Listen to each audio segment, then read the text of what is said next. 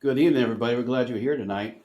Um, we're going to try to finish off Mark 5 tonight and then maybe touch a little bit on Daniel and some other stuff. We're not sure exactly where God's going to take us with this tonight. We're just going to talk about some things and see what happens. When you sign up with Jesus, we're just along for the ride, anyways. We don't know where, we know the destination, we just don't know the route to get there. It's a curvy road, dirt road, gravel road. And sometimes it's got some potholes in it, let me tell you. If they're anything like they have around here, you're going to fall in them. You can fit a Volkswagen in them. Maybe a semi. And that's honestly, that's what aggravates me about our local Main Street multi-million-dollar project. Had traffic screwed up for 5 years, And it still floods. and still rough as crap. It's just I've been on railroad tracks that were smoother. That kind of reminds me of, what was that, Cars? When Mater has to pave the road. Been a long time. Mater has to go to that small town because he screwed the road up, and they made him pay. Right. And it was a rough road when he got done. Well, I can't see Mater doing much anything of quality anyway. No, horsepower, just because his pavers got these big moles on them. Yeah. So the last part of Daniel, Mark 5 talks about his guy's daughter. Jarius. Where was that? Mark 5. Mark 5. It's been a little while. 21. Was it Jarius's daughter? Yeah. Yeah. So let's see. There's the lady with the touching. Jarius was I guess like their local rabbi. I guess the local pastor, I guess you would say. Yeah. And his daughter had died. Yeah. And while Jesus was in town, he came and got Jesus. And when they showed up there at Jarius's house, the other church members, it's like, why are you wasting his time? She's dead.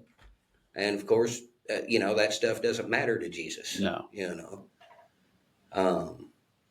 So, it's, it was one of them things where,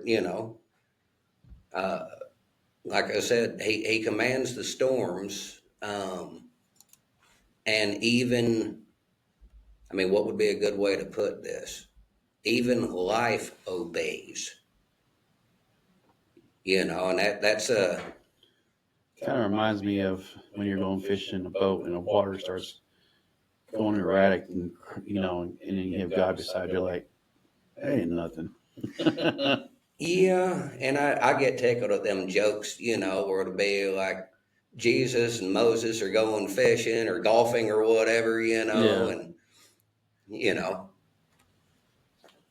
Moses doesn't care if he hits it in the water hole because he just splits the water anyways. Something's going to happen regardless when it comes to Moses. Right. But no, in this particular story, let's see. Yeah, Mark 5, getting down to verse 39, he entered the facility there, and he said to them, "Why are you making a commotion and crying? The child has not died, but is asleep." And they began laughing at him. And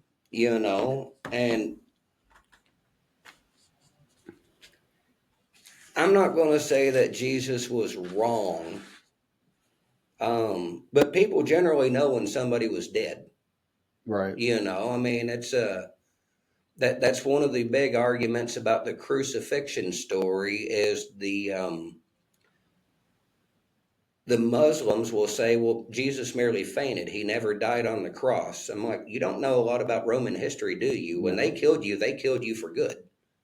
They were professional killers, but getting back to it, death has no authority over Christ. It's the other way around. If Jesus says, hey, the child isn't dead, then the child isn't dead. It really is that simple. Then he tells it not to tell anybody. if a person went through the Gospels and listed out every miracle that Jesus did on a more individual basis, let's not talk about the feeding the 5,000, Yeah. and let's even rule out the times where he does it when there's not necessarily a multitude, but just a crowd. It's 50-50 whether he tells them, it's like, hey, keep this to yourself or go tell everybody. But what seems to be 100% is regardless of what Jesus says, they all go and tell everybody. Right. And the reason that we are getting into this is a lot of what we have discussed in various episodes is faith. Christ is the cornerstone, but I would go as far as to say that faith is the mortar that holds it all together. Right. But a lot of what we've discussed is our faith. And what we're kind of leaning into in this episode is the faith of your friends, of your circle, of those around you, be it family, friends, co-workers, whatever. The people that are around you, their faith makes a difference, So with this particular one, and let's just back up to, the last bit we covered on the last episode, same chapter, Mark 5, this lady with the issue of blood, what was it, 12 years, 13 years she suffered with this, something like that. Yeah. And she didn't ask permission. She didn't go to Jesus and ask to be healed. She didn't even demand it. She knew in her heart of hearts, if I can just touch the hem of his robe, I will be healed. She had a faith that would shame us. Does that make sense? Yeah. And that's exactly what she done. She touched Jesus and she was healed. He never said a word. He didn't know it, He turned around and was like, who touched me? This was not a, I don't want to take any, I don't even know how to word it. I don't want to take any glory from Jesus, but this is not an instance where he set out to heal this lady. He was unaware. It was her faith that healed her, Right. if that makes sense. She knew who to go to. She knew the source, which again has most of us shamed. But that's the kind of faith we should strive to have. But today, we're going into, Jarius's daughter. Well, she was, shall we say, believed to be dead. They thought she was dead. So obviously she didn't come to seek Jesus' healing. Somebody went on her behalf.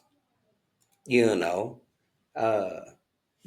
had heard that Jesus could work miracles, and let's face it, they were not in the information age where text messages were flying rampant and all that. And so information traveled slowly. Right. But they had still heard of Jesus and that he was working miracles.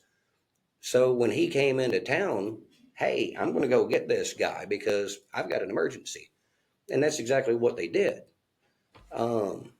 But branching off of that, kind of moving out of the Mark 5, we've all heard the story of, forgive me, if part of this is memory and part of this I'm sidetracked. And I'm trying to adjust the volume as we go. Right. Stop playing with things. Well, I'm being told to. We've all heard the story about where that gentleman was, he was paralyzed and Jesus was speaking, and they kind of had him in a little building or a little hut or whatever. And the press of the crowd was so thick that they couldn't get anybody, you couldn't get to Jesus. So they tore open the roof of the hut and lowered this guy in on his mat. Right. That's the kind of friends we need, and let's face it, here in Western Kentucky, we all already have friends that will go and do vandalism on our behalf. Let's face it, we do. But we need the kind of friends with the kind of faith that will carry us to deliverance. If that, is that making any sense at all? Yeah. It's we need more than good friends. We need friends with a faith that will sustain us. There is another aspect. It is in Luke chapter 7. There was a centurion, and I want to say that is probably like a step down from a Roman general, but I'm not keen on all their ranks and whatnot. But my understanding is a centurion is not your average peon. He's not cannon fodder. Right. He, according to Luke, he had a slave that was sick and dying. The centurion sent somebody, be it servants or whatever, out to find Jesus, to heal his servant, And they went, they found Jesus, and they brought him back. And as Jesus entered, he's, well, let me go see the person, And the centurion, like he had already heard of Jesus. He said, I've already troubled you enough. You don't even have to go up and see him. All you have to do is say the word, and I know that he will be healed. And, he goes on to explain, and I know I'm butchering this, something fierce, but he went on to explain, like, I'm a man of position. I understand how authority and command works, and I recognize it in you. He said, you don't have to go up there. All you have to do is give the command, and I know that it will be done. Right. And that's exactly what happened. Jesus gave the command, and the slave, the servant, whatever the individual was healed. That's the kind of faith we need our friends to have, if that makes sense.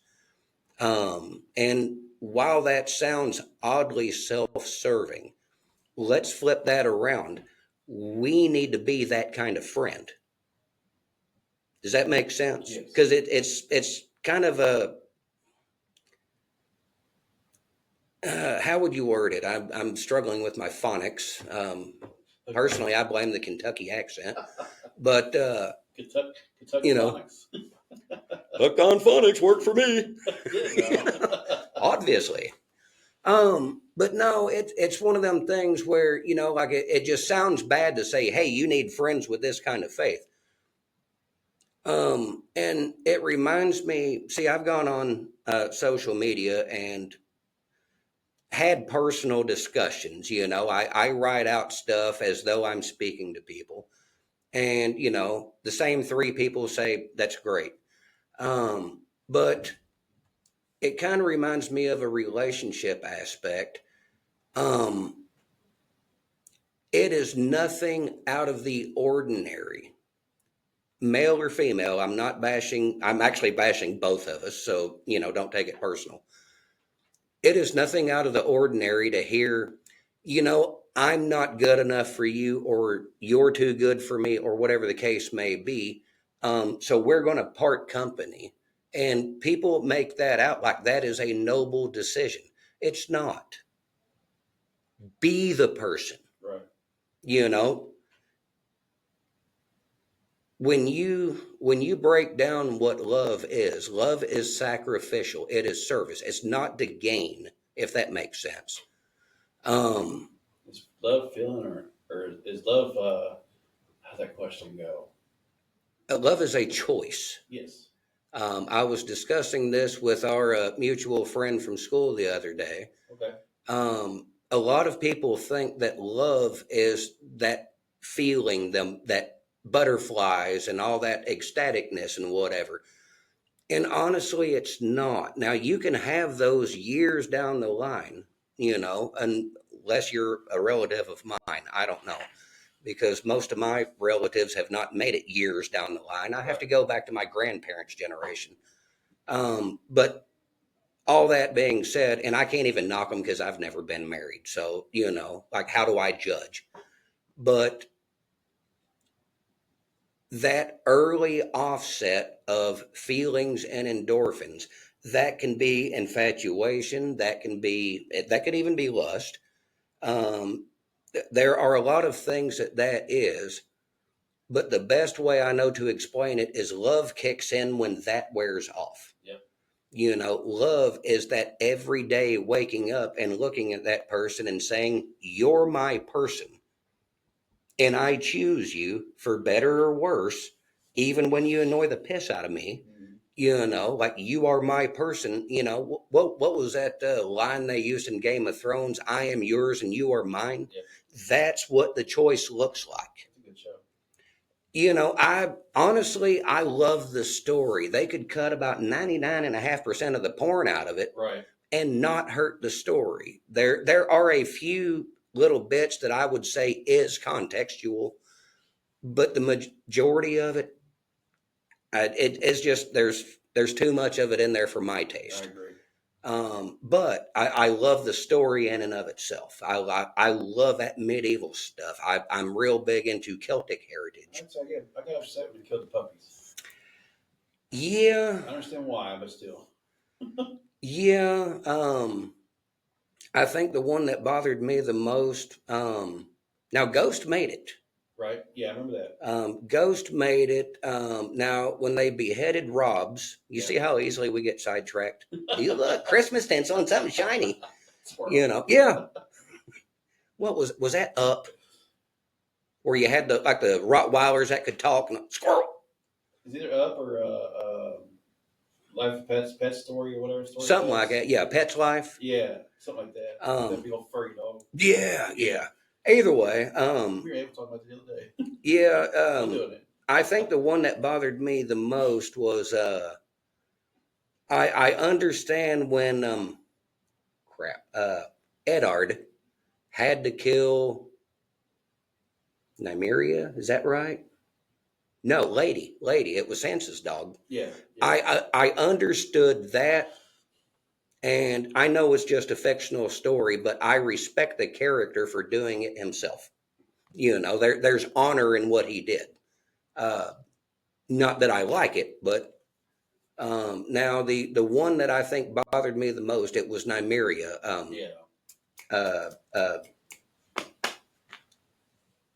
Arya's. Yeah. Like I said, Ghost made it. I'm going to watch it, refresh my memory. Well, take your blinders with you. I'm a firm believer that if you've made it through season 4, you've seen most of the boobies in the English Isle. Because there can't be that many more women there. I'm sorry. But anyways, that being said, how did we get on Game of Thrones? I forgot. Oh yeah, I am yours and you are mine. Love is what kicks in when the feelings, like it is a choice. And what I argue with people, and this is where I kind of pick on women a little bit, because men look at things differently. I'm not saying we're better, we're different. But a lot of people will say, well, you can't choose who you love. Horse poop. Look at your checklist. And that's why I pick on women, because we all know they have a checklist. Every person that's not on that checklist is somebody that you've chosen not to love, period. It's that simple. Every person, now don't get me wrong, you can love people, brotherly love, familial love.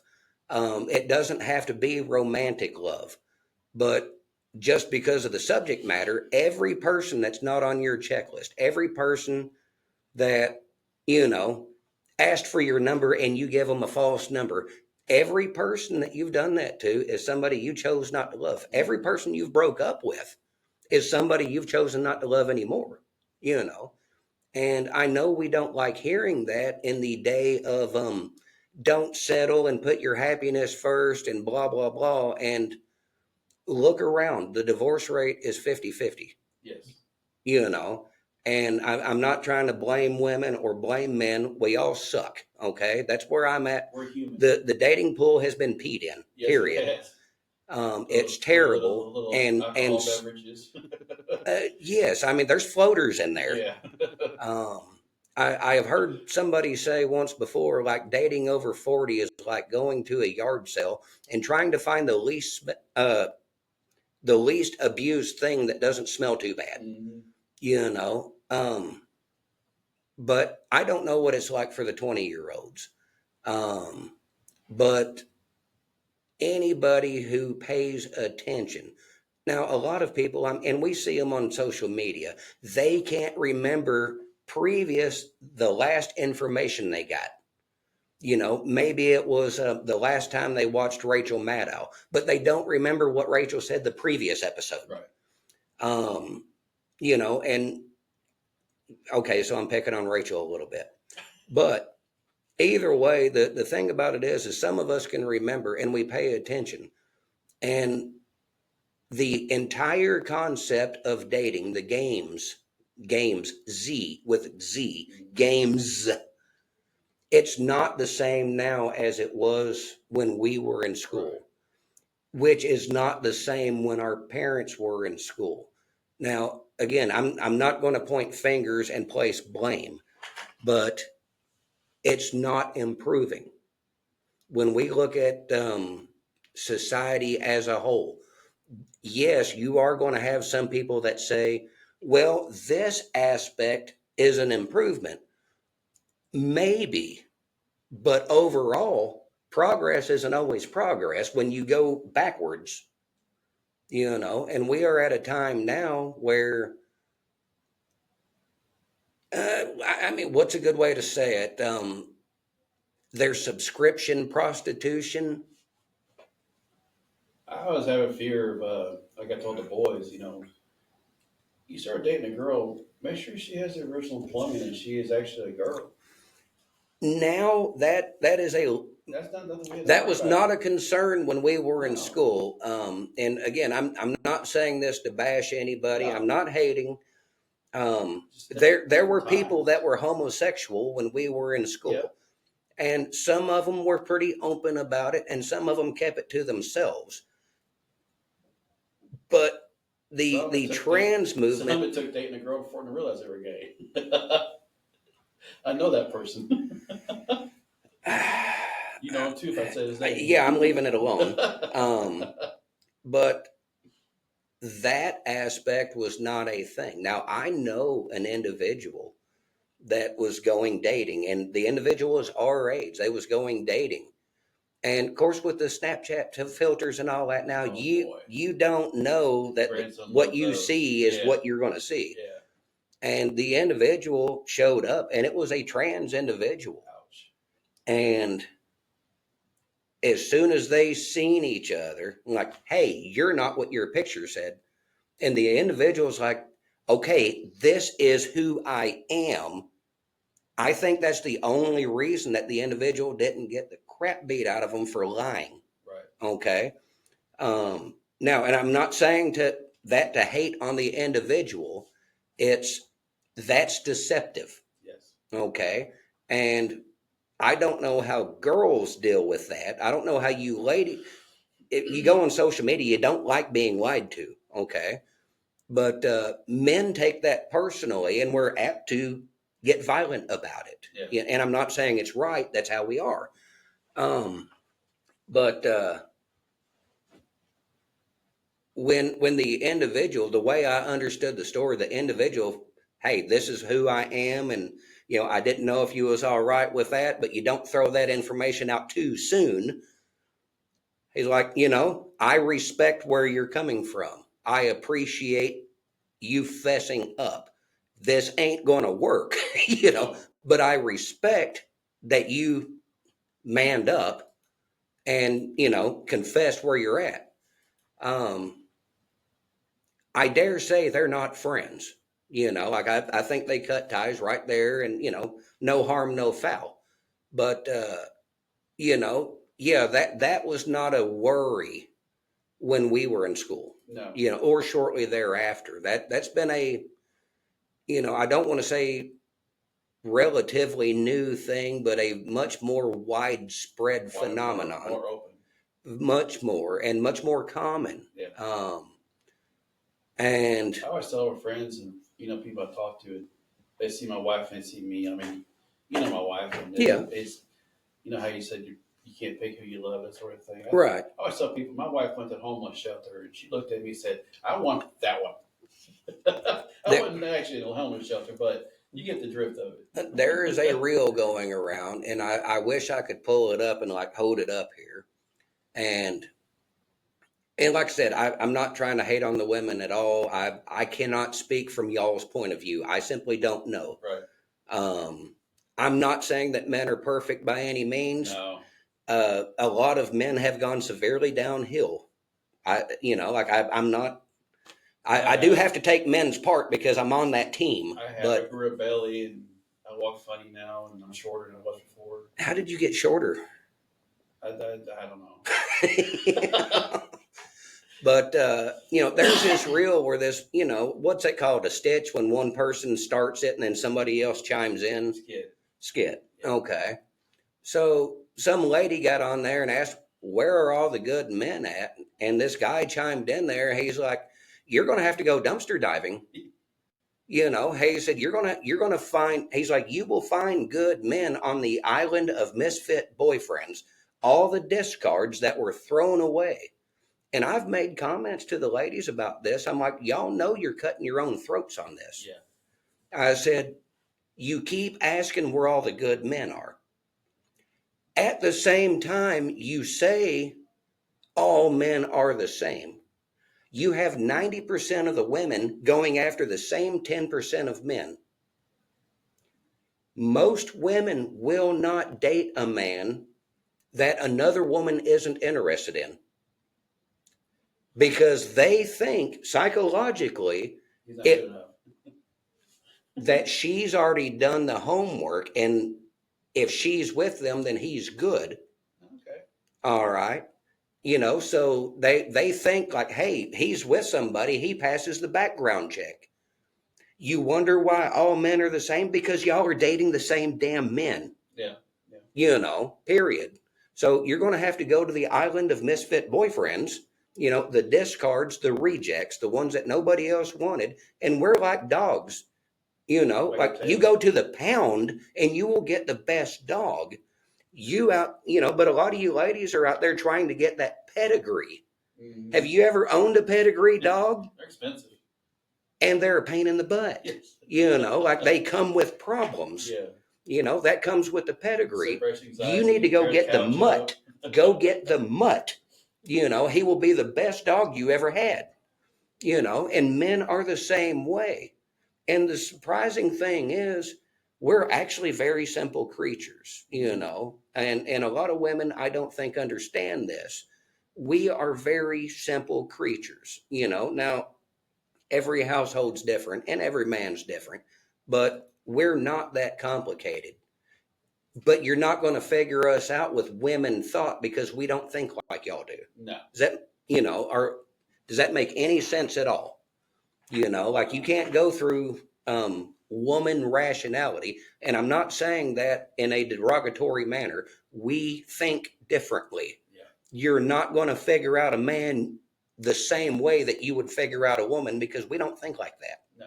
Period. End of discussion, So back on topic. If I can do that. He told them not to tell anybody. Well, I've moved on from there. Okay. Going into Luke 7, that's where they tore open the roof and they lowered a guy in there. That's right. Okay.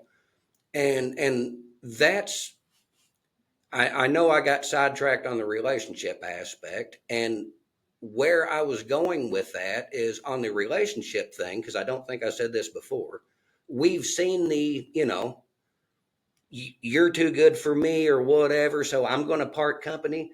If you want to do something noble, be that person. Yeah. That's hard. That's noble. We look at that situation and we're, well, they're too good for me, or I'm not good enough. And we think it is a noble decision. And we convince ourselves that that is self-sacrifice. Does that make sense? Yes. and that is noble. That's not self-sacrifice. You didn't sacrifice yourself. You sacrificed the relationship. You sacrificed the other person. Yeah. If you're going to self-sacrifice, become that person. If you don't feel like you're good enough, become good enough. That's self-sacrifice. Yep. When you remove yourself from the situation, you're sacrificing the relationship. You're sacrificing the potential that was there.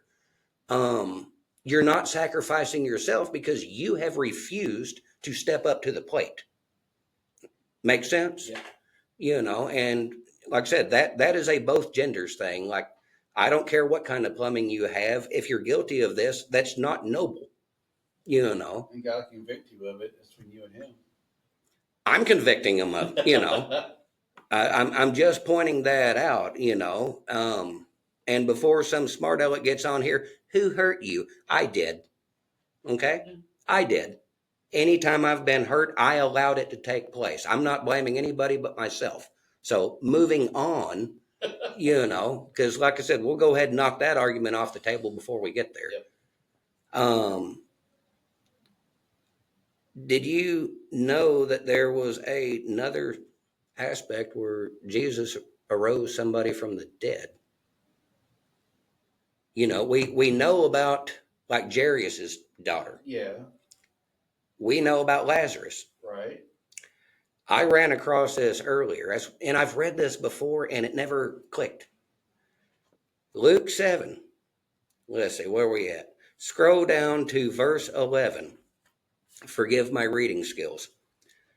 And it happened that soon afterwards, and this was soon after he healed the centurion's servant, slave, whatever. And it happened that soon afterwards he went to a city called Nain, probably pronounced differently in Hebrew, I'm sure. And his disciples were going along with him, accompanied by a large crowd. Now, as he approached the gate of the city, behold, a dead man was being carried out, the only son of his mother, and she was a widow. And a sizable crowd from the city was with her. Verse 13, and when the Lord saw her, he felt compassion for her and said to her, do not cry. And he came up and touched the coffin, and the bearers came to a halt. And he said, young man, I say to you, arise. And the dead man sat up and began to speak. I remember that. I never thought of it that way. No, for some reason, that one gets glossed over completely. Yeah. And this is another instance where that one was, Jesus took that one upon himself. Yeah. Like nobody came to him. Well, it looks like Abel's here paying attention. And again, oh, she's fine now. Well, that's good. I don't know what we're talking about, but I hope you do. I have no idea. I wonder if it's just showing up on mine instead of yours. But either way, squirrel.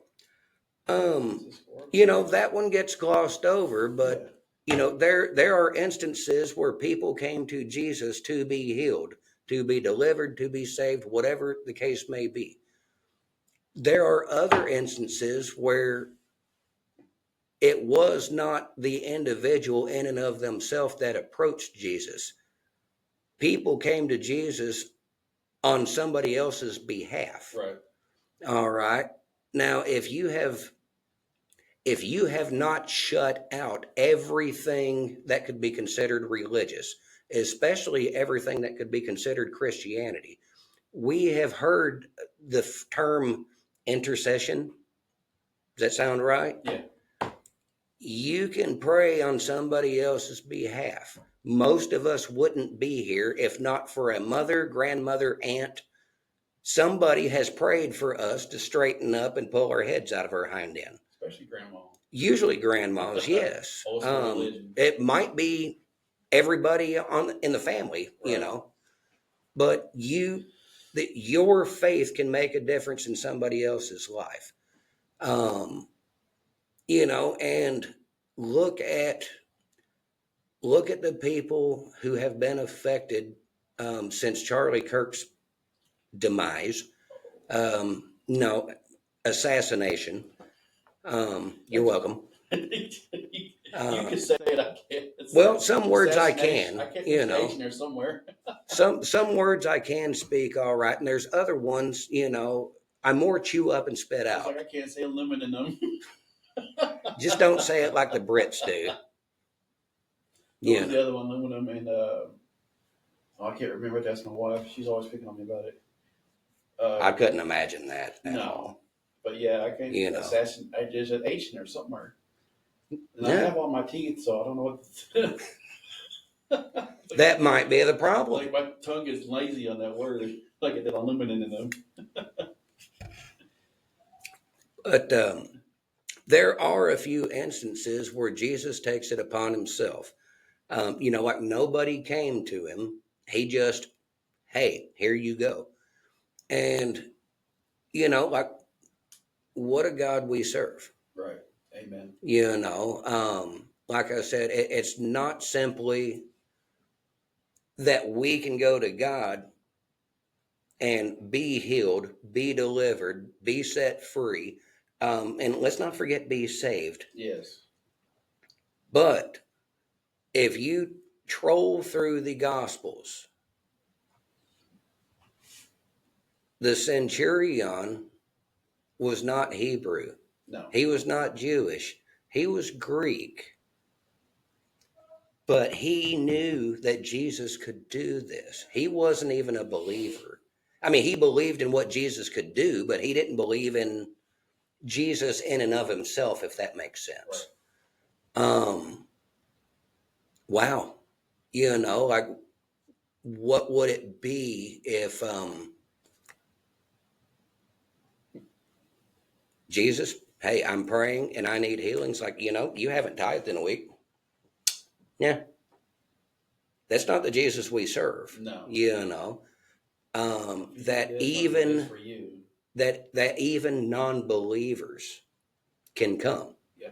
And where I started to go before we got on the grammar is look at the number of people since Charlie Kirk's assassination that have either returned to their faith or, you know, maybe they weren't believers, but now they're seriously considering, you know, like I've been seeing reel after reel that that friend of ours from school. I mean, well, that individual. I don't know that that's what did it, but no, but the time frame. I think with that situation, the individual told me that they have felt the gnawing for some time. Yeah, and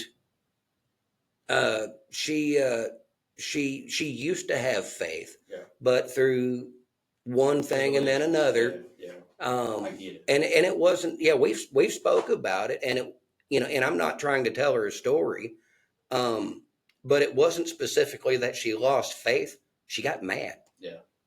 You know, and I told her, I was like, do not feel like the Lone Ranger. I said, I have been pissed at God. Yes. You know, yelling, screaming, and I mean like mad crying, you know. And yeah, I get it. I just admitted that. Like chokehold. Yes, like mad, you know. And is it wrong? Yes and no. I think it's how you do it, how you handle the situation. Well, when you look at the book of Job, yeah, Job was mad. He was. And God never faulted him for being mad.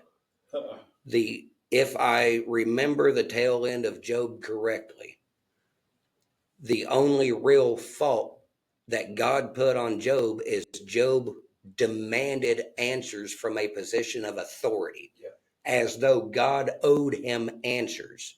And that's where Job crossed the line. Job being mad at God was not crossing the line. God made us in his image.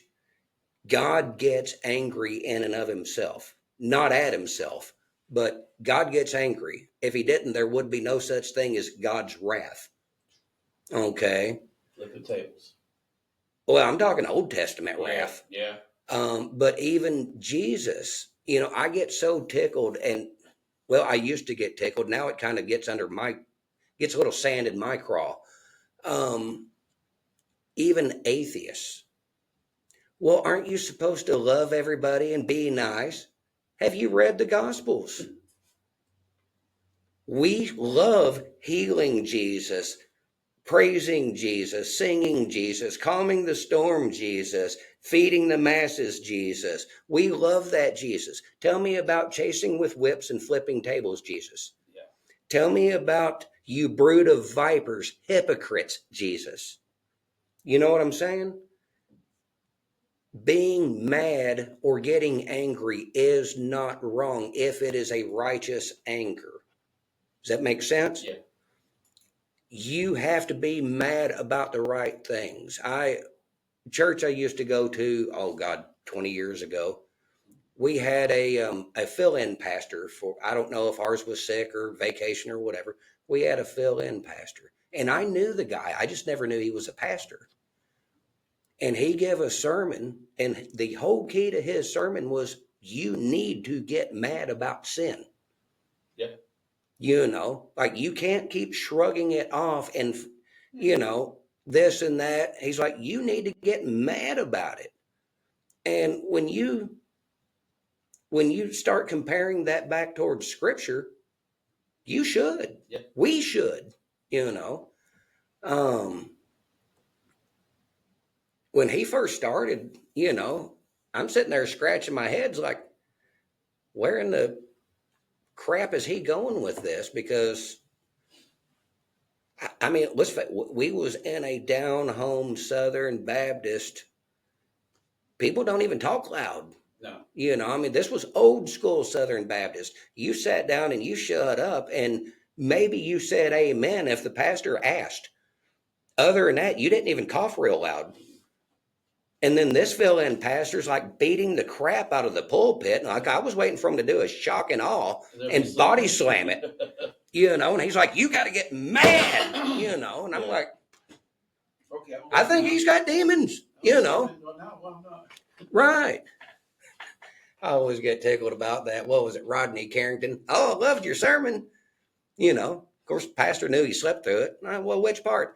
Oh, you know, about God's good and the devil's an ass. And, you know, I'm like, well, he's not wrong. No. You know? I mean, when you break it down, God is good and the devil is an ass. You know, ideal points about it. Yeah, you know, I just never heard it worded like that. You know, yeah, God's good and the devil is being an ass. You know, and you say that to the pastor. You know, but you know, like I said, this is how easily I'm distracted. We have these instances where, you know, God shows us mercy or compassion or whatnot because we came to him. There are other instances where somebody else can come to him on our behalf. And let's get the footnote.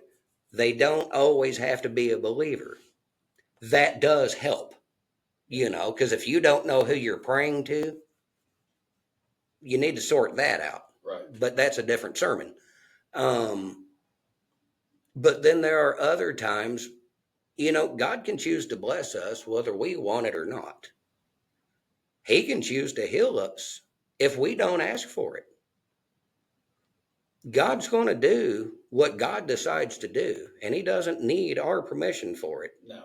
And, you know, I don't know if, I know a lot of people, they will even argue about that. Like God doesn't do anything. You know, I've heard.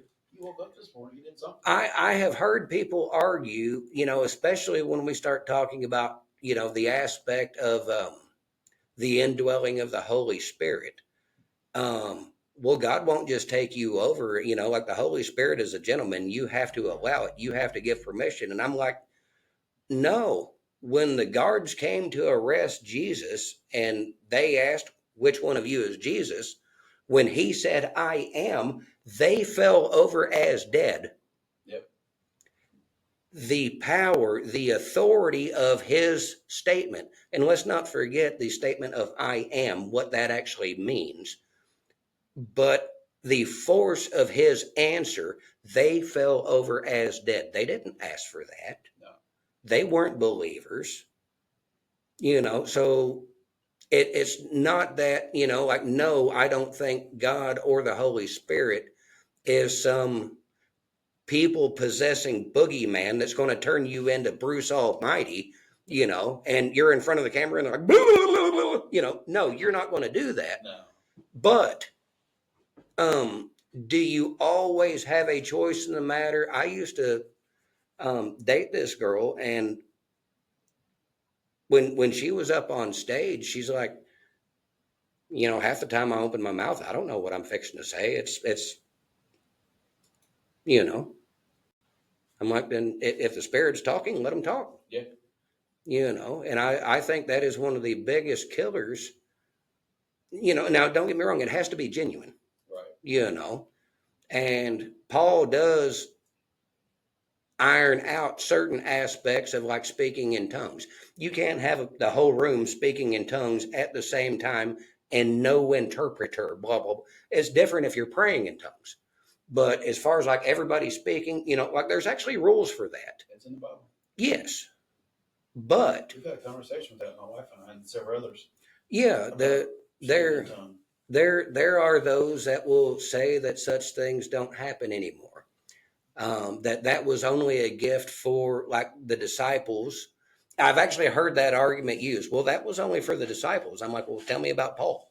Yep. Because Paul wasn't a disciple. No. He wasn't one of the 12. So without going into a whole lot there, I honestly think that is one of the biggest problems in organized religion. This is what we do. This is how we do it. This is when we do it. This is how we say it. And they've got the whole of the sermon stuffed in a box with these neat little flags and guidelines on there. And any deviation, and let's just say that let's just be real. Let's say that it is actually of the Spirit, like not somebody's being a pain in the butt, not some kid screaming and it threw things off a little bit. But let's say the Holy Spirit actually said, well, we're going to do this song another 3 minutes, and it throws your, sermon time off. There are churches that would shut that down because it doesn't fit their nice little box. No. And they will refer to, well, God is like God is all about order. He is. He just never said he had to follow yours. That's the part that gets left out. The Holy Spirit does not have to agree with my terms and conditions. Now again, he doesn't go around like some boogeyman possessing people, but there's a story that I've run across, and actually I'm going to skip that one.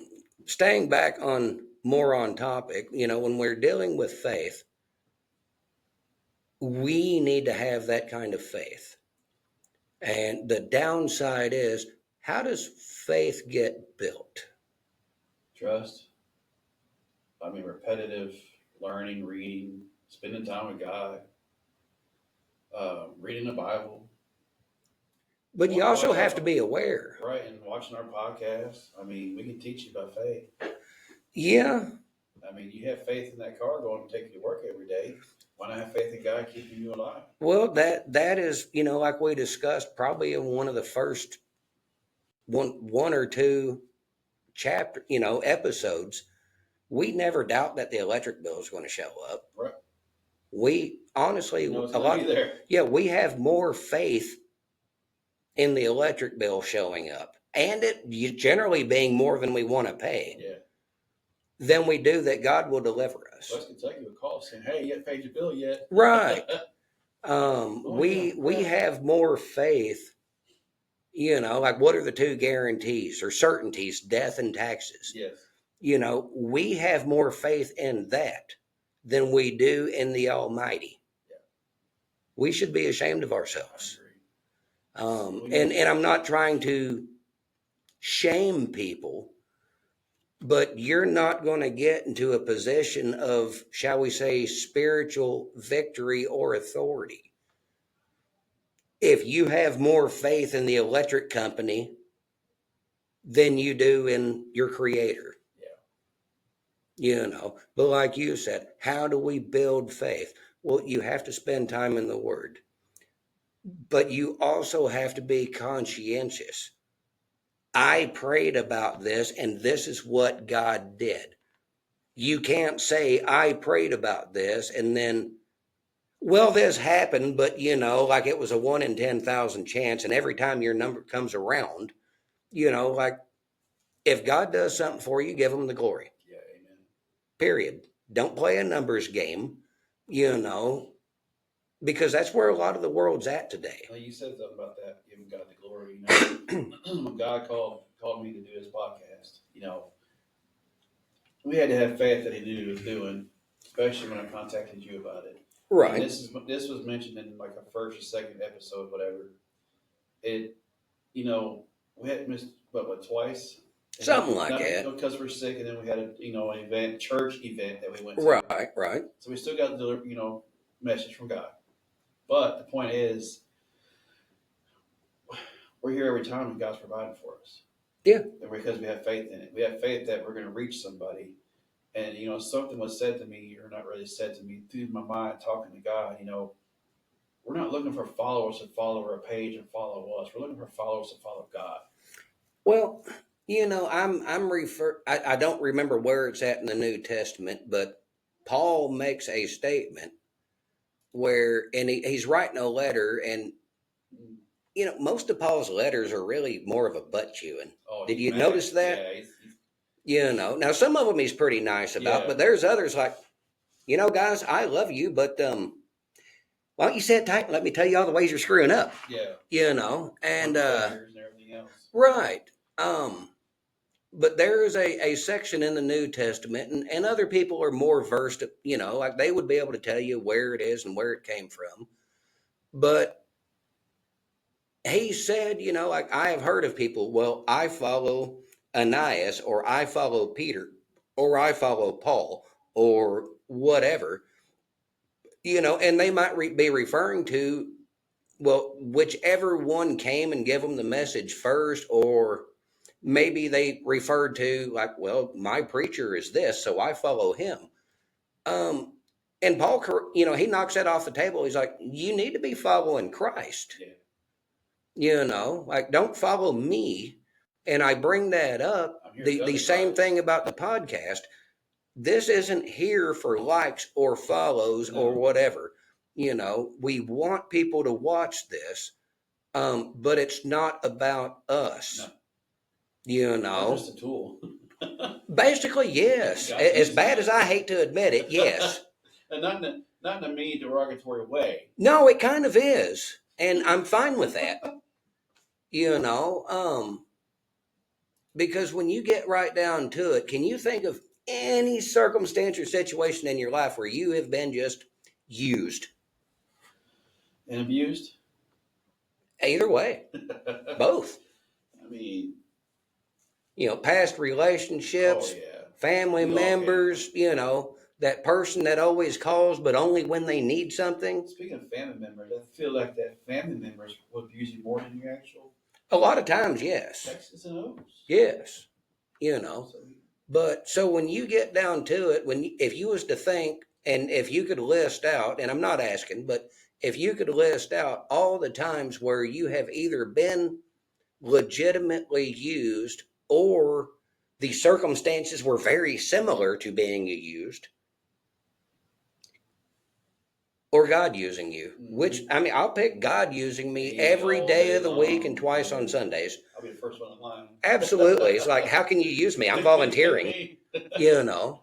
You know, it's like, hey, you know, what was it? That Offspring song's like, hey, we like the abuse, you know. And, you know, when you get right down to it, that's what honestly we should strive for. Where was it in the Gospels? Jesus was talking about, the harvest is big, but the workers are few. Yeah. Send me. We got enough. Wasn't that also brought up in Isaiah? Yeah. Send me. Yeah. Don't pull a Jonah. No. God says, hey, I need you to go talk to them. And Jonah says, you know what, God, I don't even like them. No. It's like, no, you need to go tell them that you need to give them a warning. They've got judgment coming if they don't straighten up their ways. And Jonah's like, no, they've earned it. Let them have it.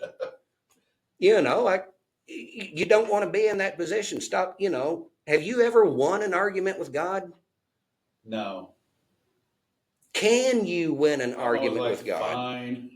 I'll do but it. When you get right down to it, can you win an argument with God? No, he's gonna convict you of something some way. The only way, if you could even call it winning, I would call it losing, and losing severely. If you think you won, would be to completely turn away and reject every aspect of your belief system. And I know that there are people that are, let's just be nice and say stupid enough to do that. Yeah. And I mean that with as much love as the funny thing is, I got to tell on myself here. Oh boy. Well, and I'm willing to bet with what I'm fixing to say, you would probably agree with. It's kind of a man thing.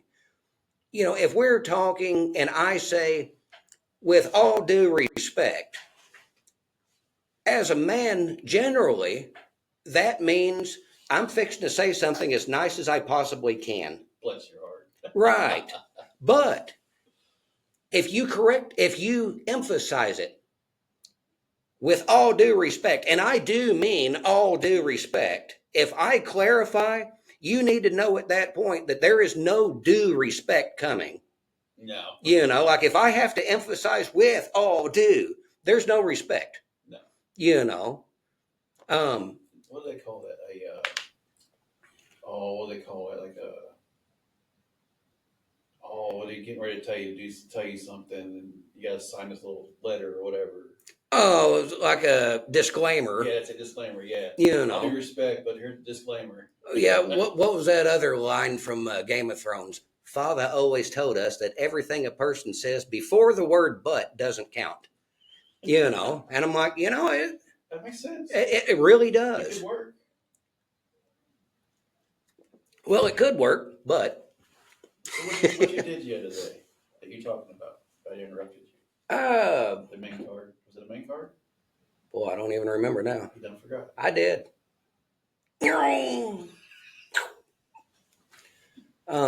Yeah, I don't even remember. I have no idea. What was we talking about? Turned into Chicken Little. What was we talking about? I done forgot. Well, you talking about getting off topic.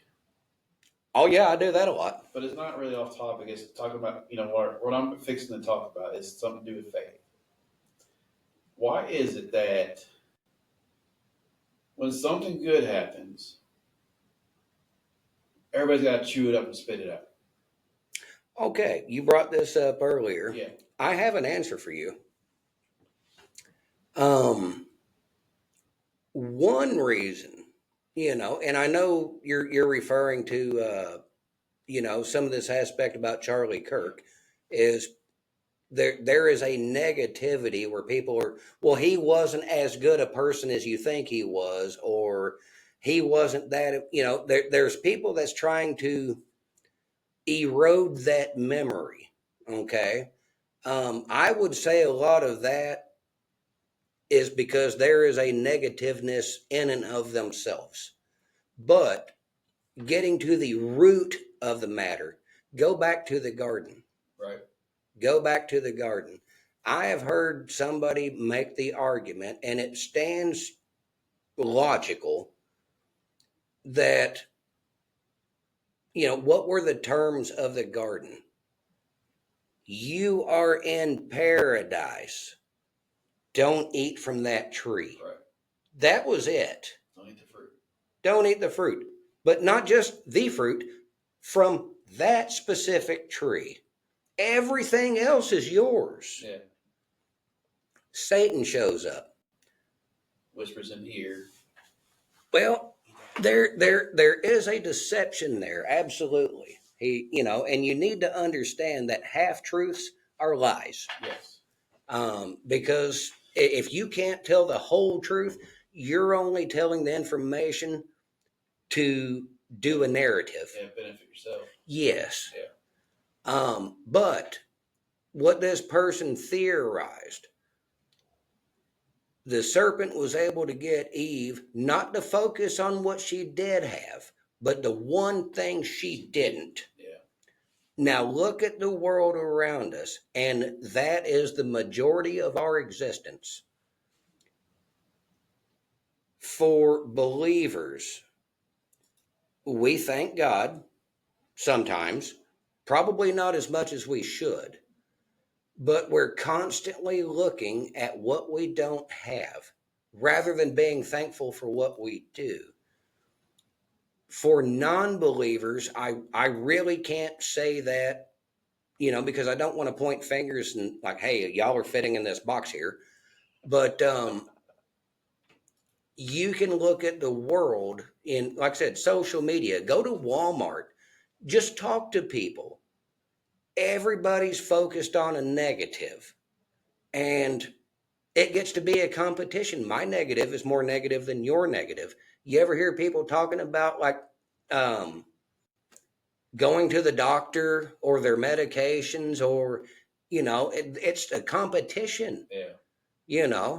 Like, well, I got cut and, like they did a surgery and I've got five stitches. I'm like, well, mine took 7, and I was off work 3 months longer than you was. It becomes a pissing contest. Yeah. I think what makes me mad the most about this whole situation is, they're so far left that they can't see what's actually going on.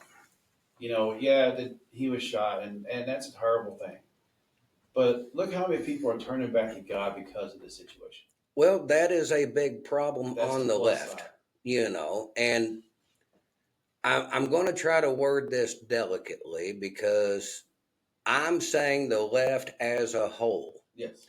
I'm not speaking about every single individual because not everybody fits that mold. Right. All right. But there is so much, and don't get me wrong, I'm not saying that the right is perfect and all righteous and all angels, and I'm not saying Neither that. are we. Right. But when you look at the left, there is such a anti-God Jesus push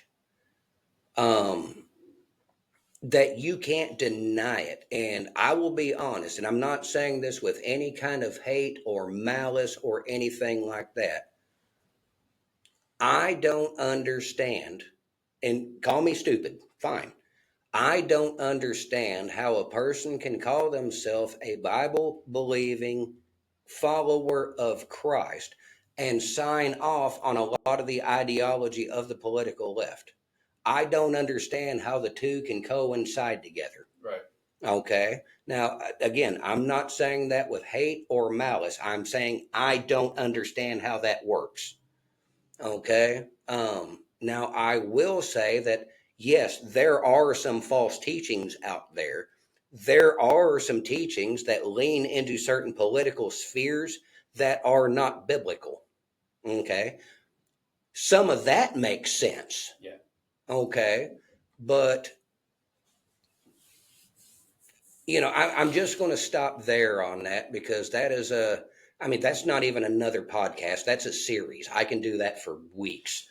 Well, I got another podcast that might ruffle some feathers.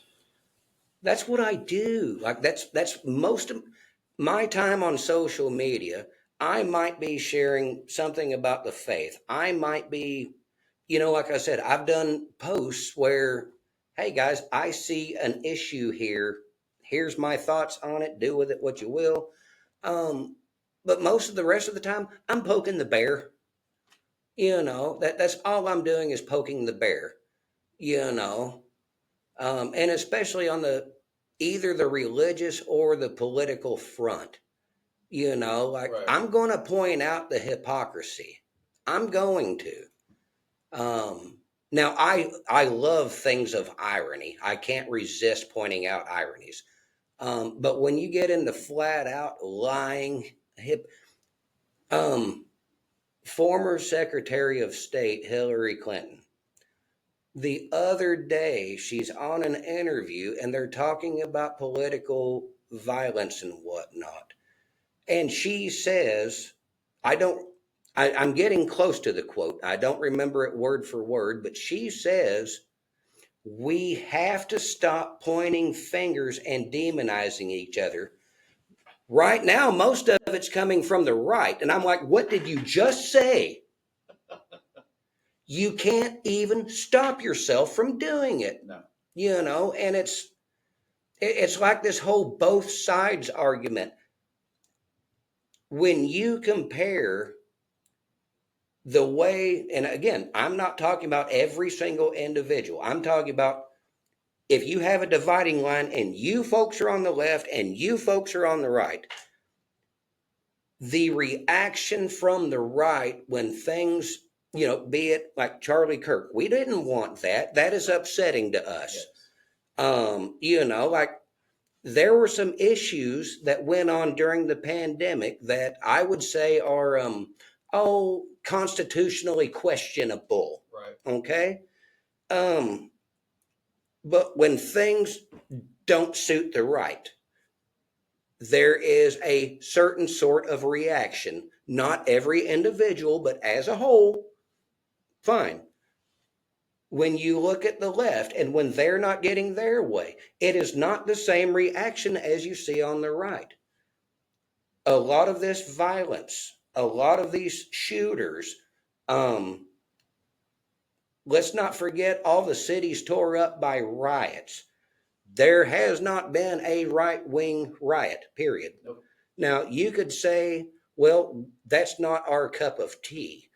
You could make that excuse. I've heard people use the excuse, well, we have to go to work. Yeah. There might be some truth to that. All right. Also, we kind of have this, what would you call it? You don't poop where you eat. Yes. Why would I go destroy my own neighborhood to pitch a fit?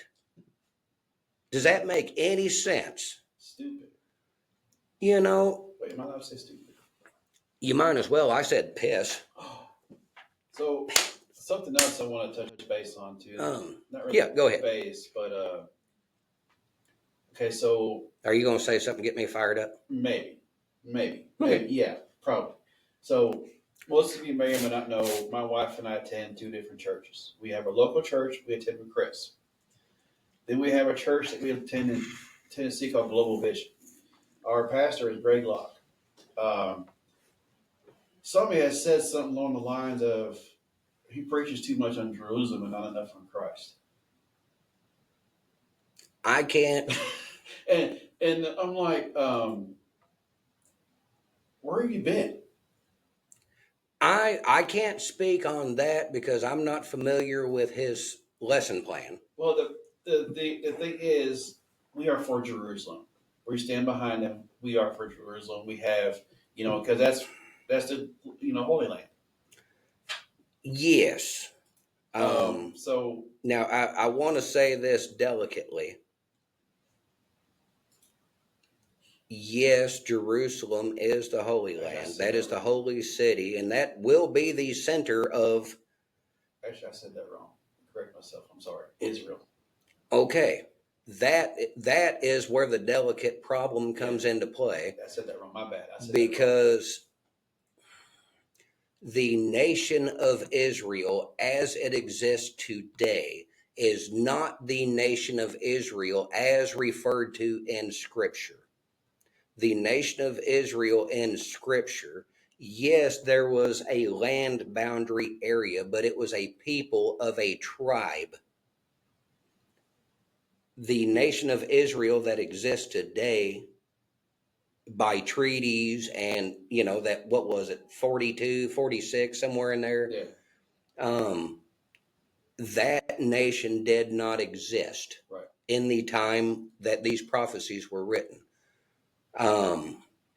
So here's where I'm at with it, because there is the scripture that, you know, those that bless will be blessed and those that curse will be cursed. Now, I don't have a problem with the state nation of Israel. I know that they catch a lot of flack, especially with the Gaza and Palestine aspects. Yeah.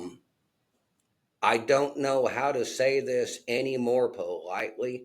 A nation has a right to defend itself from attacks. Yeah. Even if those attacks are coming from within its borders. Plain and simple. Yeah.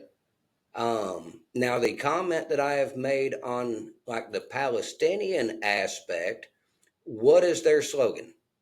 You know, let me back up a little bit. Almost every time that there has been a conflict since the formation of the current Israeli state, almost every time that there is a conflict, Israel gives up land. Right. Okay, hold that thought. What is the chant of the Free Palestine movement? From the river to the sea. Right. Yeah. That is all of Israel. Yeah. You cannot negotiate with people that want your total country and annihilation, period. Now, you can blame Israel for the attacks, for whatever the case may be. They're not committing genocide on the aspect of, hey, we have this people group and we can't stand them. You cannot negotiate with people that want your complete and total annihilation, period. Right. That's, if you will talk to veterans who actually served on the ground in, say, Vietnam or Korea, you cannot, that's why we had such a hard time over there. These folks are more than willing to die. Yep. You can't negotiate with them. You can't make a deal with them. The only way you beat a people, and I don't care what area we're talking about, because there's a huge portion of what we might call the Muslim world that has the same feelings.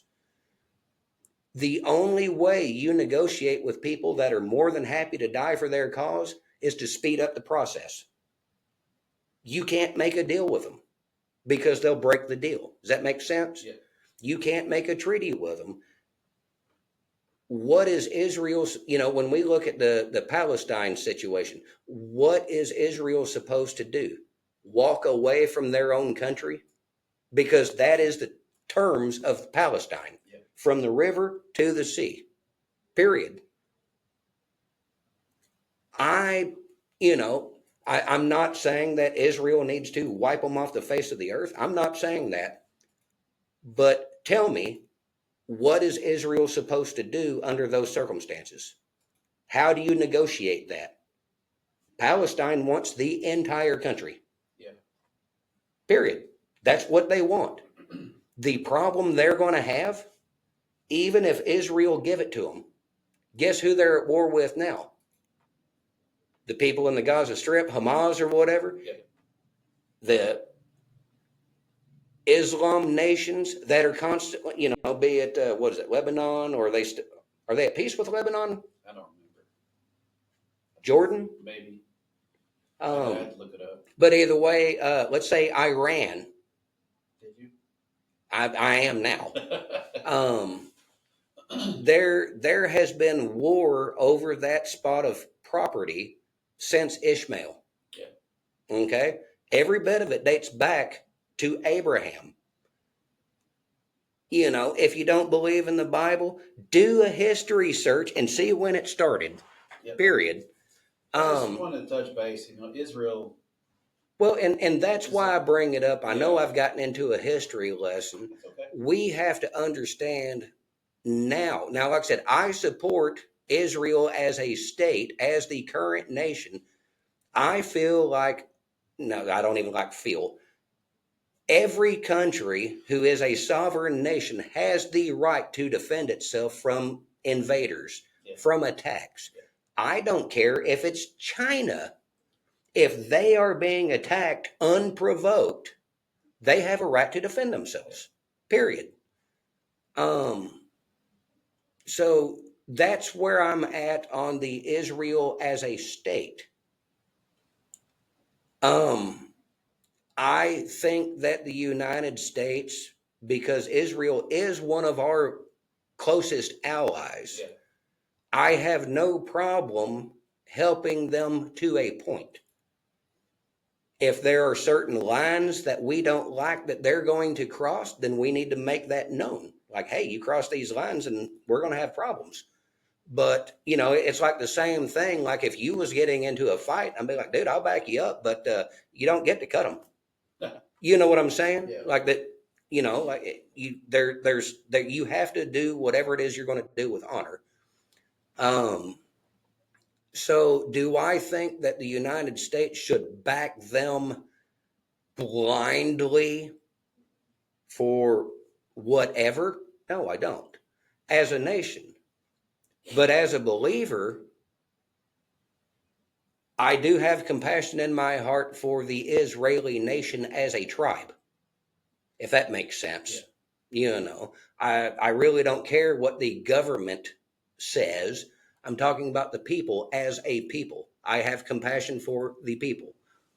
And, you could say, well, I'm talking about Jews. No, I'm really not, because there's a lot of people who might be of the Jewish faith that are not of the Jewish race. And I don't even like the word race anymore. Right. But what I'm talking about is descendants of the 12 tribes of Jacob. Is that right? Jacob got his name changed to Israel? Yes.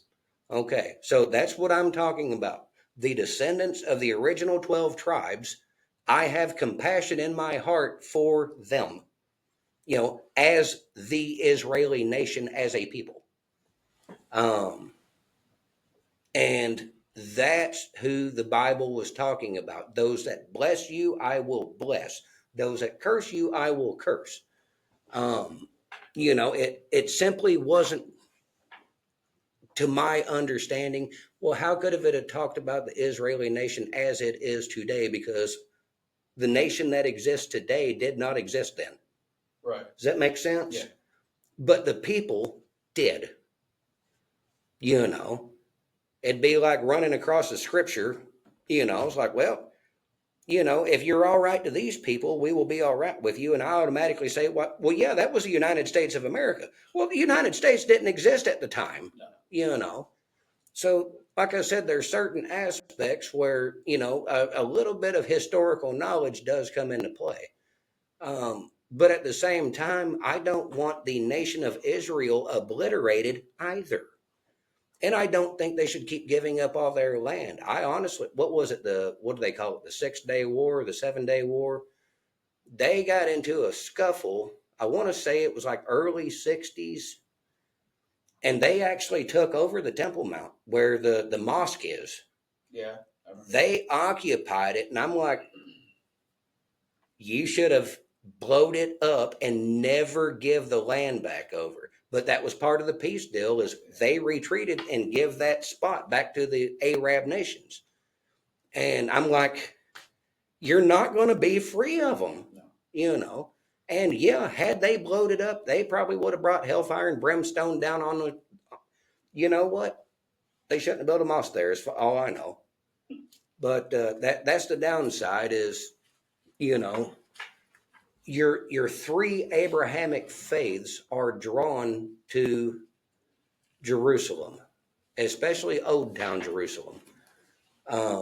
It's where the temple used to be. You have the Temple Mount. It's where Jesus was crucified. I really don't know the Islamic tie there. I think Muhammad said it was holy, but, and I'm not knocking it. I don't know. But no matter how you look at it, unless somebody does a whole lot of lying, Christians and Jews are not fighting over that land. No. Arabs are, or more specifically, Muslims are. So you have three faiths all drawn to the same, it's not even that big. No. To the same area, and one of them is constantly fighting over it. And the downside, and that's honestly what I try to tell people when, especially with those of the Muslim faith, and I don't hate Muslims, I don't. But there's a lot that we don't understand, but there's a lot that they don't understand. Right.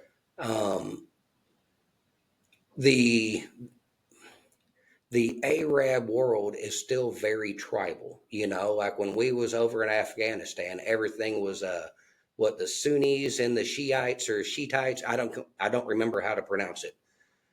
Those were two different tribes. Yeah. And what over here in Western society, we are kind of, no, we're not kind of, we are very spoiled. But we're also unaware of a lot of things, because we'll look at a situation like that and like, well, if America wasn't over there sticking their nose in the things, then there wouldn't be war. You don't understand that area at all. They have been fighting each other for thousands of years. Period. You are hungry.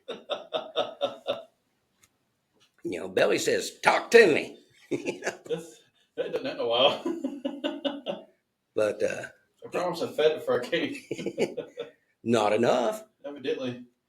Well, we're going to start with Daniel next week. Well, and that's where this was going. Yeah. We've talked at length about individual faith. Today's was more, other than me rambling, was more about the faith of those around us, or, better said, to be that kind of person for those that are around us. Right. But if we go back to Daniel, a lot of people are familiar with the furnace story. You had Daniel and you had Shadrach, Meshach, and Abednego. We get to learn their real names. Huh? We get to learn their real names. Before they came there. Daniel. Right? I think those were their Hebrew names. Now the Babylonians wanted them called something else. I'm thinking another something else. My bad. Daniel, Hananiah, Michelle, Ezra. Right. Yeah, I'm thinking, okay. You call Shadrach, Meshach. Okay, yeah, my bad. But the thing about this story is, all throughout the book of Daniel, now his faith was tried, and on a personal level. Okay. Now I'm not going to get into a whole lot of that right now, but when it come time for the furnace, my understanding, I'd have to go back and look at it to freshen my memory, but my understanding is, when it was decreed that they're going into the furnace, they didn't get to change their minds. No. They were being thrown into the furnace, which was heated, 7 times its normal heat? That's my understanding. And, let's just say that part's not important right now, but right. They made the furnace hotter than they normally ran the furnace. And the whole incident came about because there was a decree that went out that said, for a period of time, you have to worship an image of, I don't remember if he was even a king at the time, or if he was just holding it in place of, I want to say it was Darius that was there, and he was holding it for Cyrus. But let's just say King Darius. Right. But they made this decree that, for this many days, any of your prayers have to be at the image of Darius, who will then present your prayers to the appropriate gods. And we don't know a whole lot about some of the other Hebrews that were in captivity in Babylon at the time, but we do know about Daniel. And they got turned in for praying to Yahweh. Yeah. Like they held their Hebrew teachings. They were old enough that they knew many aspects of the faith. They weren't like infants when they got, when all this happened. I want to say they were probably upper teenage, maybe lower 20s, something like that. So they knew what God had called them to do, what they were supposed to do as good Hebrews. Like you have to pray like this, you can't eat this kind of food. Like they knew Leviticus. Yeah. And this decree was actually put out specifically to trap them. Okay. So they refused to turn from worshiping God. They got thrown in the furnace. And honestly, did Daniel even go in the furnace? Because I want to say it was just Shadrach, Meshach, and Abednego. I don't think he did, because he didn't change his name either. Right. Guess I'll find out. We're going to have to get back into that, but it ties into the aspect that your friends matter. Yes. And the faith of your friends matter. The people that are around you, it matters. There are too many sayings about, what was it, like one rotten apple spoils the whole bunch and whatnot. Jesus, he could go wherever he wanted and talk to whoever. You're not going to corrupt Jesus. No. The problem is that a lot of us aren't that strong. And there are people that I have to watch how often I'm around them, because they cuss. It's not even, like in normal language. Like they use cuss words as punctuation and then candy sprinkles. And if I'm around it very much, I'll start picking it up. So I have to watch that. And it's no different in any other setting. If you are the one lonely Christian, no matter how hard you're trying to do right, if every aspect of your being is surrounded by sin and sinners, and I don't mean normal people, I mean people that are actively choosing a sinful existence. Good luck is all I know, because it's more likely that that's going to wear off on you than you're going to wear off on them. Now there does come a point in time where that can flip. But most of the time, people that are choosing to walk in sin, they're going to move you out of the group because they don't want to quit. Right. It's really that simple. Nervous. Yeah. Honestly, yeah. Either they don't see a problem with it, so they don't want to be fussed at. But there's also the aspect of, many of them will come at you with well, it feels like judgment. A lot of times that's your own dang guilty conscience. Yeah, it's not me or somebody else. It's you. It's God convicting them. And I've made that comment. I overheard some people talking at one point. Well, every time I go to church, I feel like somebody's judging me and this and that. And I was like, well, can you guarantee that it ain't you? Well, why would I feel like I'm judging me? Why would you feel like they're judging you? I'm like, you just said that you go to a church, and other than the people that shook your hand on your way through the door, nobody even spoke to or looked at you. Like, why would you feel judged? They're not paying any attention to you at all. Isn't it crazy how that works? You go to church and you feel like the preacher's talking to you and only you. Crazy? No. Annoying. That's what it is. But sometimes very useful. And I have actually asked pastors about that. Like, yeah, we had no idea. So I finally got to where I'd quit asking pastors about it, because it's a lot like a confession when you do that. Yeah. So you talking about yourself? No. But, you know, in the same aspect is when I bring up people on here, I, you know, other than like Maddow or Clinton or Charlie Kirk, you know, they're already public figures. Yeah. But like when we spoke about our friend earlier, that's the identity of the person is they are a friend that we went to school with because, you know, and I've brought up, you know, different aspects of, you know, like, well, maybe when I was dating this one, you know, that's all you need to know is that they're an ex. I'm not here to out anybody or condemn anybody or, you know, nothing like that. It's all anonymous. And, you know, like even when I used to make them post there on social media, I was like, don't, and I'd make footnotes in there. I'm like, if you feel like I'm talking to you, don't make a comment, you know, because every bit of this is worded for being anonymous. Right. I might not even be talking about you, but if you chime in there, that's like a, you know, hey, I'm guilty, you know. So I mean, it's one of them things where, you know, like I don't want to out anybody. I don't want to mess up somebody's privacy. Right. But no, I mean, like you brought up, there's so much negativity that's coming out about Kirk.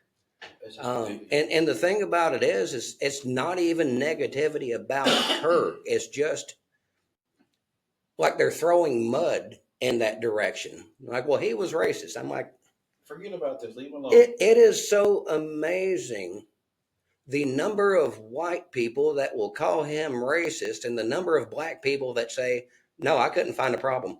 No. You know. Like, let the guy rest in peace.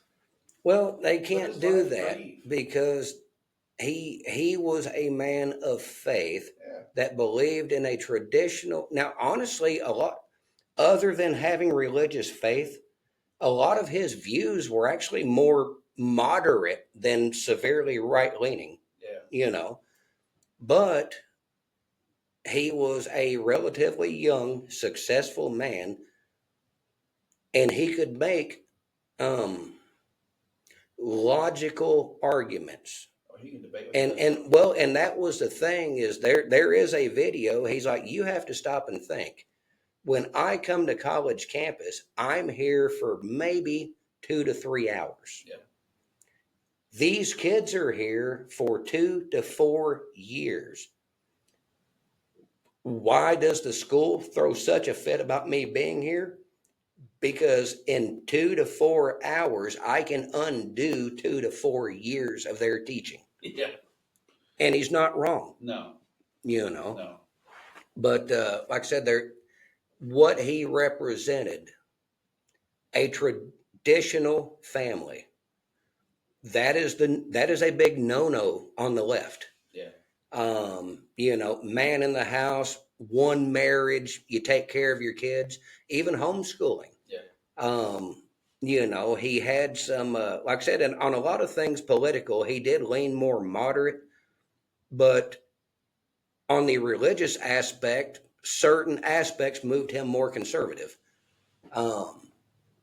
But like I said, the image that he represented and the fact that he could make a logical argument, and it's not even one that, how would you really word it? It's not that he spoke well. He could make you challenge your beliefs. Yes. All right. And that is dangerous to a group of individuals that don't like to be challenged. Right. You know. So that, in my opinion, that's where a lot of that is coming from. They don't want him being a martyr, you know. And my opinion on that is if you didn't want him to be a martyr, you shouldn't have pulled the trigger. Right. Plain and simple. You know. Well, this is a good night. Yeah, I've blathered on the whole time. That's okay. That's why God put us together. And not in a weird way. Yeah, in this day and age, you better correct that. Hi. Yeah.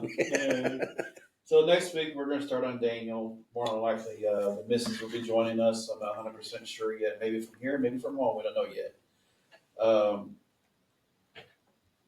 We like and all also then what?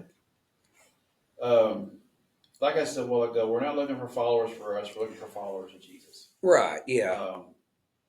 Like and subscribe to our page.